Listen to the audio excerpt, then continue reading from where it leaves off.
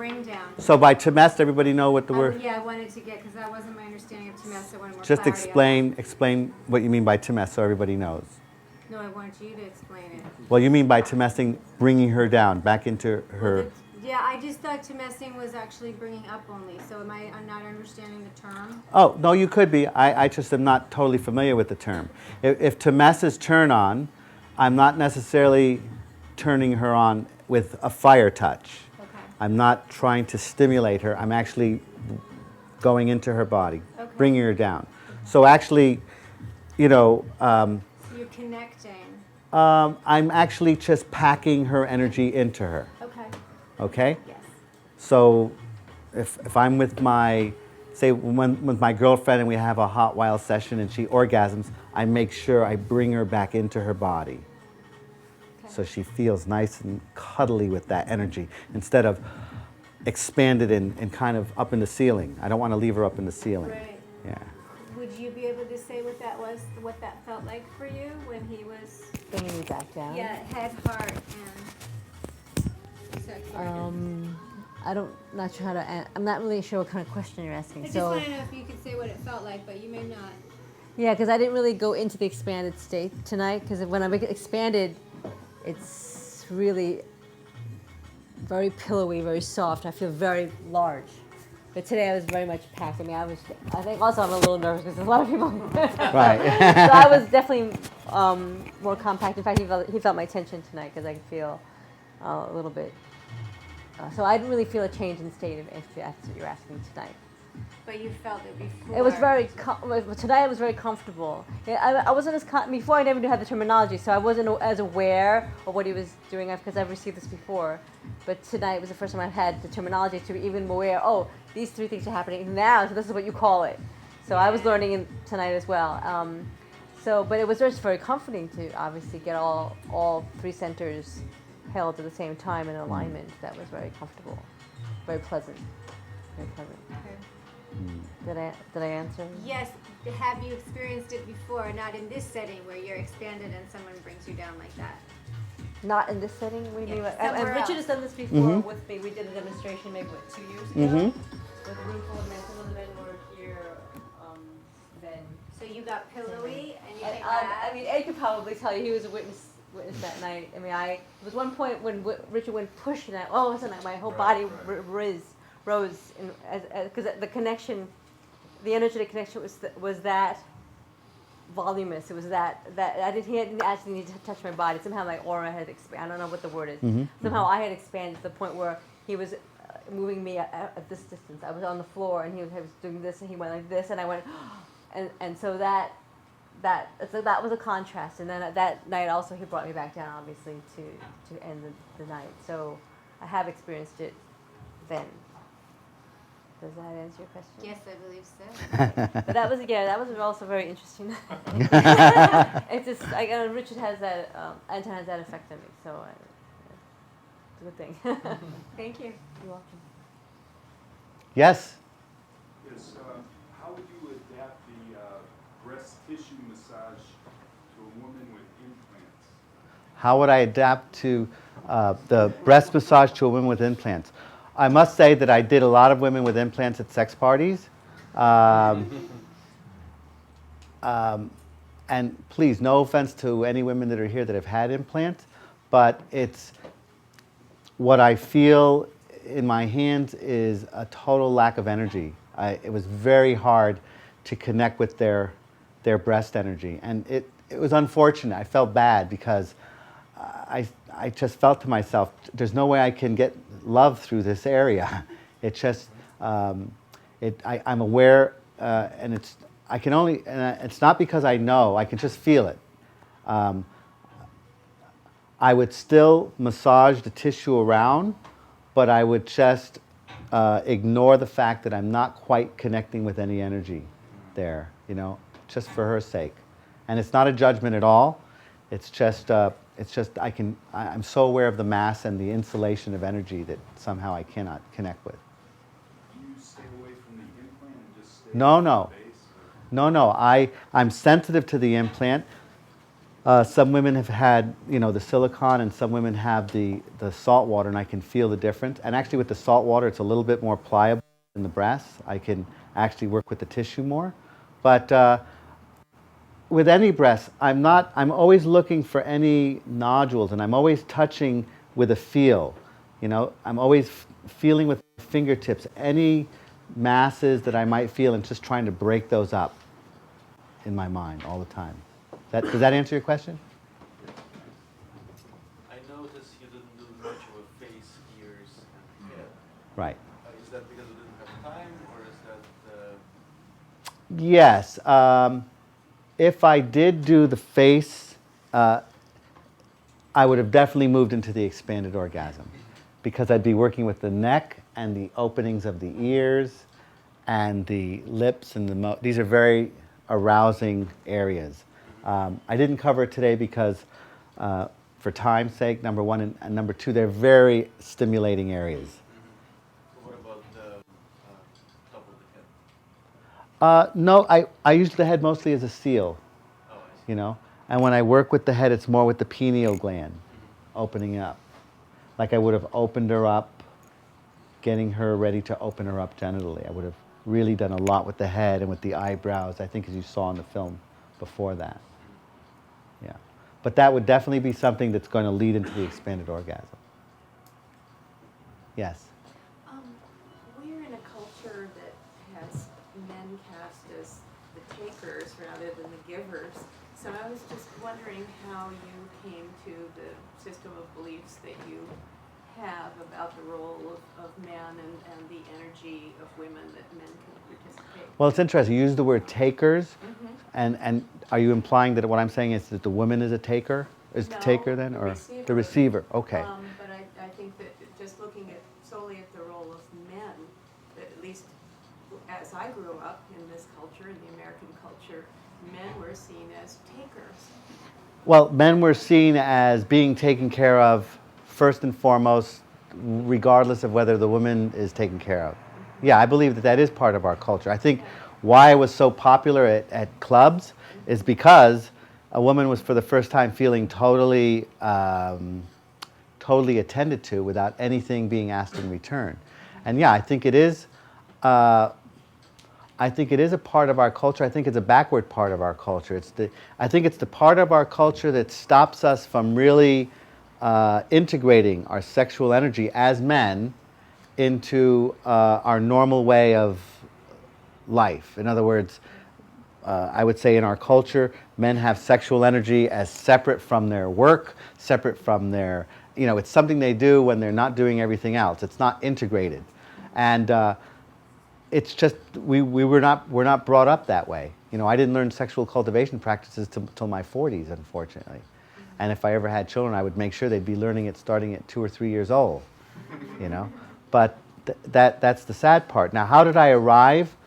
I would say the Moore University had a lot to do with that. Moore University was started by a guy named Dr. Victor Barranco in the 1960s, and it was probably the first love commune that was put together, and where a community of people were put together to investigate what made people happy. And Dr.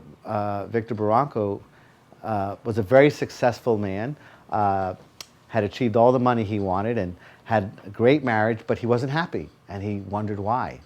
And he began to look around and ask people, and he began to do kind of an investigative approach, and he went to even places where people were dying of cancer, or people were disabled, and he asked them, if you could be somebody else, who would it be?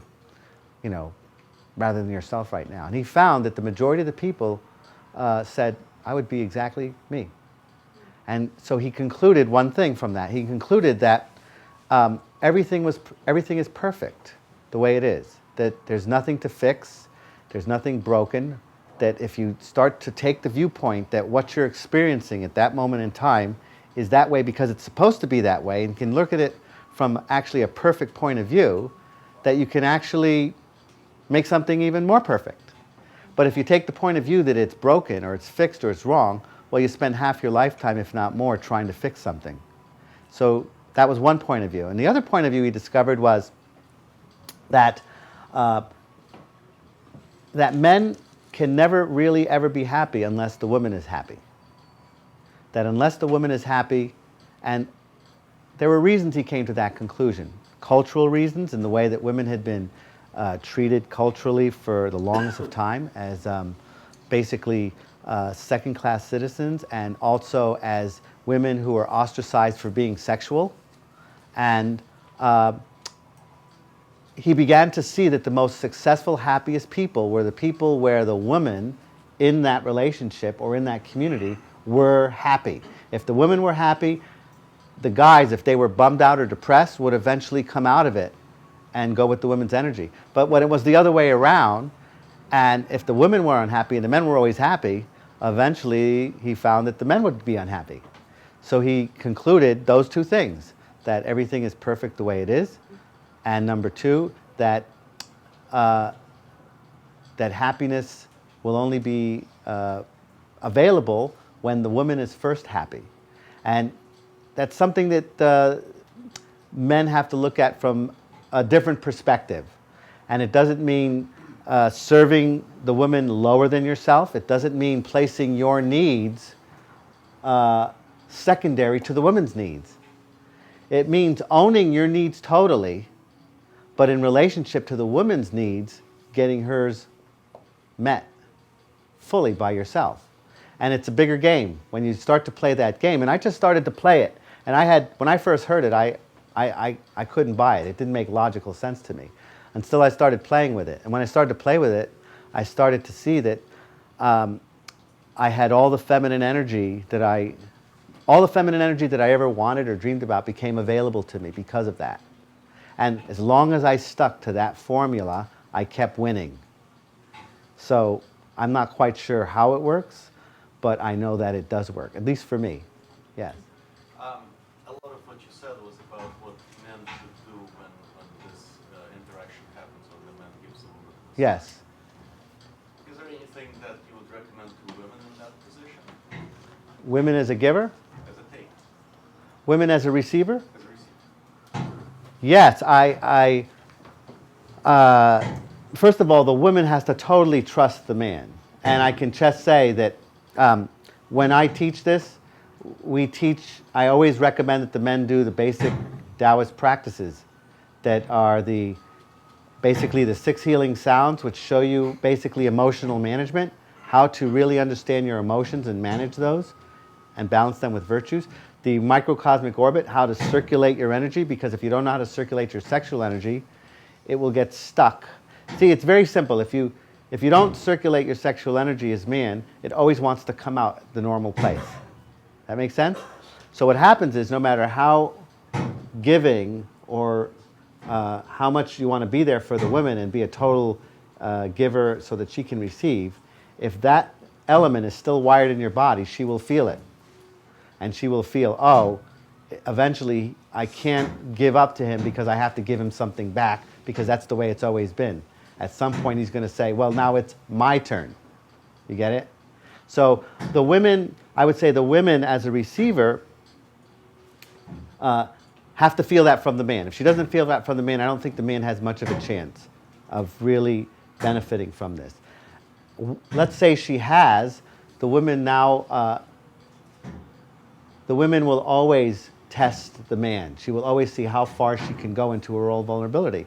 Because at some point, as she opens up, she's putting herself in my hands. She's putting her mind and she's trusting that I'm going to take care of it all.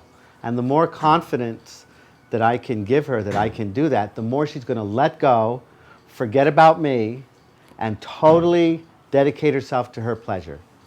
So this massage is about 2 bodies and 2 minds dedicated to one person's pleasure. Does that make sense? So that's what I would say, that the receiver has to be willing to take on as much pleasure as she's willing to take. And not many women have been given that opportunity to really let it totally be hers for as much as she wants. Does that help? Does that answer you? Sure. Okay. Isn't Yes, Mike. Okay. this is for Eva. What do you, since you've been doing this, what do you feel are the long-term effects on you physically, emotionally? Can you tell that something has changed that now that you've had these types of experiences? I don't know about long term. I mean, I can just say that this is just another expression of my trying to get in touch with my spiritual core. I mean, I've attracted this into my life for a reason, and it's just my sense of finding out who I am. That's the best way I can put it. I mean, I'm not just doing this practice because it's just part of my joy. I mean, it's a sense of just wanting to be here, and if this is how I can share to help anybody else, and I'm just getting so much joy from just working with Anton that's just part of the fun of it. I don't know how else to say. I mean, because my life is based around just finding who I am at my core and expressing it via whatever vehicles are appropriate for me, which I have many. I mean, I do many Sure. things. You found this to be very profound or acute as far as calling, finding the deeper elements of yourself? Or? Well, it's an expression of my joy. I mean, that's the simplest way to put it, yet also the most complex at the same time. I don't know if that makes any sense to you. I mean, No, that makes sense. I mean, because, yeah. Are you calling a lot of emotions into into the forefront of your mind while you're going through that, or you're... I'm just relaxing. I mean, I think that the bottom line is just to relax and trust in me. For me, this was a great trust exercise tonight. I mean, as Richard had mentioned, I had a little bit of panic of saying, I'm going to be exposed. There's going to be a camera on me. I'm going to be like wide open. I have to trust that whatever is going to happen with this stuff going forward is all going to be very good. My parents aren't going to go freak out. And, little. I mean, this is all very consciously. I know this is all great stuff, but the mainstream part of me is like, So I mean, that's a spiritual practice of just trusting. I'm following my highest excitement. I'm following my highest joy. There's a really good reason why this is all happening. We had a wonderful talk at Hunter College, maybe in the summertime, and I mean, it was just wonderful to be opening all this information up to 20-year-olds, 30-year-olds. Which when I was a kid, it was like, it's just wonderful. This is like I was just telling this to Stephen, taking stuff out of the dark. This is normal stuff. We can all talk about it. It's great, and that to me is like exciting and joyful that we can just consciously discuss this. It's, healthy. It's healthy. Does that help? No, that doesn't. And the same question for you, Anton, as you begin to cultivate the energy, what have you seen as a fundamental difference in your being? Well, for me, when I was doing these sessions, say at these clubs, I would start with, say, one person at 10 o'clock and finish at 5 o'clock in the morning, and then realize, oh, it's 5 o'clock in the morning, and then I wouldn't sleep the next day because I didn't have to. I wasn't tired, and that's the biggest thing that affected me. I realized, wow, where did I get this energy? Where did my physical tiredness go? So I knew that this sexual energy that I had somehow received from this woman and with this woman had somehow done something to me that allowed me to kind of live without much sleep and without being tired and without being exhausted, with a clear mind. And I would say the biggest thing is it's taken out the mystery of what sexuality used to be and given me a much more profound mystery, which is exciting to me. It's not a mystery that I have to read now in a magazine or in a porno movie or those mysteries aren't, when I look at that almost with curiosity that, I used to get off on that, or what is it, or I am getting off on it now. What is it about that energy that's, yeah, there it is. And I would almost see what it's doing to my body. So what's beautiful about that is that I've been able to take all the things that would stimulate me, and they're like food to me now. Okay, there is no sexual thing that I can look at and judge. To me, it's all food for the body, food for the mind, food for the energy, because I know how to kind of gobble it up and put it in my body and make it serve me as opposed to distract me. It inside of yourself, it's flowing inside of yourself, Yes. it's escaping from you. Yes, exactly. Or I remember I used to, or I could just ejaculate and then I'd be normal again. I'd be a normal guy again. And if that happens now, and I get to be that normal guy again, it really is kind of a letdown. I'm normal now. Oh, where's all that juice? Where's all that excitement that used to be here a second ago? It's kind of all flat. Everything's black and white now. So that's the biggest difference. That's not frustrating to me. And I think it's not frustrating to me because I know how to keep packing it into my body and filling it up into my life. As opposed to, if I didn't know how to do that, it would all be frustration. It would be all pent up and held. And I'd release it and I would say, well, at least I'm normal again, until I turn insane again, So that's the biggest change for me. Yeah. I have a practical question. Yeah. Your lube recommendation? Well, I prefer silicone because it's slippery and it doesn't. The problem with the water-based lubricants is that you have to keep applying them. Now, what I found that the best combination is a little bit of both. And I realized that the silicone, there might be some chemical issues, but not the ones that I've looked at and studied at, they're not that, the chemical issues are not that as great unless somebody can give me information and then I'd be happy to change it. Patty Taylor lives by Vaseline. Not petroleum jelly, Vaseline, the actual ones that you use for babies. And apparently, I didn't know this, but Vaseline, and I never liked the idea of Vaseline because it messes up everything, seems to be oily, but apparently it reacts with the mucous membrane that it absorbs, which I didn't know, and that's why she uses it. So when it's used and within the mucous membranes, it does absorb, and that's a possibility. But I still find it too messy. So again, my favorite one is silicone, but Do you have a brand that's less chemical? There is one. There's a German one, and I have the name here, but I can get it for you at the end. Tom.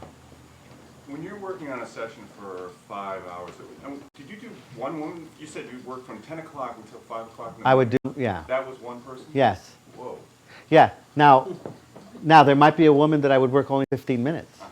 Well, during that session, is there ever a time when you're working above the body? When you're just working No. the aura? You're always touching. Yeah. Because I'm really, when I'm touching her body, I'm really inside her body. The feeling that the best sensation I get is that when I'm touching her, I'm in contact with an ocean. And that ocean is like the universe. I feel that when I'm in touch with that, I'm out there. I'm kind of floating in space with the planets, the stars. It's just a feeling that I get. And I feel like there's it's just infinite space, infinite time. So I'm always going in the body to find that.